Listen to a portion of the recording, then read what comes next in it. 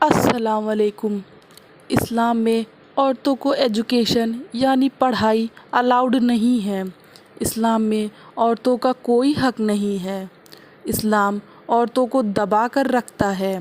ابھی یہ ساری باتیں بہت غلط طریقے سے لوگوں میں پھیلائی جا رہی ہے۔ آئیے اس کی سچائی کو جانتے ہیں۔ قرآن جب نازل ہوا اس کا پہلا الفاظ یعنی ورڈ شبد تھا اقرا۔ اقرا کا مطلب ہوتا ہے پڑھو۔ اللہ قرآن میں سورہ علق آیت 1 سے 5 تک میں فرماتے ہیں کہ ہمارے نبی حضرت محمد مصطفیٰ صلی اللہ علیہ وسلم اپنے پروردگار کا نام لے کر پڑھو جس نے تمام کائنات بنایا، جس نے انسان کو خون کی بوندوں سے بنایا۔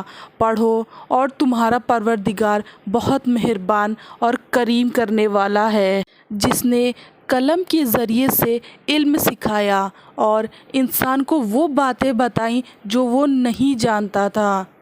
اور اللہ کے حبیب نے کہا کہ ہر مسلمان مرد اور عورت پر علم حاصل کرنا ایک ذمہ داری ہے، اور بات رہی عورتوں کی تو وہ اسلام میں بھرپور ہے۔ اسلام ہی ایک ایسا واحد مذہب ہے جس نے سب سے پہلے عورتوں کو ان کا حق دیا۔ قرآن میں کہا گیا ہے مرد اور عورت دونوں ایک برابر ہیں۔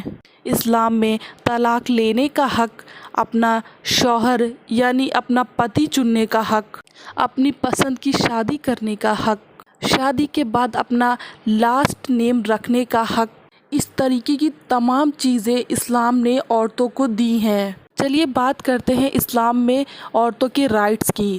بزنس کرنے کا حق بھی اسلام نے دیا ہے عورتوں کو۔ سب سے پہلے اسلام کو قبول کرنے والی عورت ہی تھیں جنہوں نے مکہ سے سیریا اور یمن تک اپنا کاروبار چلایا۔ وہ عورت اور کوئی نہیں، ہمارے نبی کی پہلی بیوی حضرت خدیجہ تھیں۔ ان سب رائٹس اور کلچر کے لیے آج بھی بہت ساری عورتیں لڑ رہی ہیں، جو رائٹس اسلام نے 1400 سال پہلے عورتوں کو دے دیا تھا۔ تو دوستوں، امید کرتے ہیں آپ کو اس سے کچھ جانکاری ملی ہوگی۔ صحیح جانکاری جاننا ہر مسلمان کے لیے بے حد ضروری ہے۔ اگر آپ کو یہ ویڈیو اچھی لگی ہو تو پلیز میرے چینل کو لائک، شیئر اینڈ سبسکرائب کرنا نہ بھولیے گا۔ چلیے اللہ حافظ، ملتے ہیں آپ سے نیکسٹ ویڈیو میں۔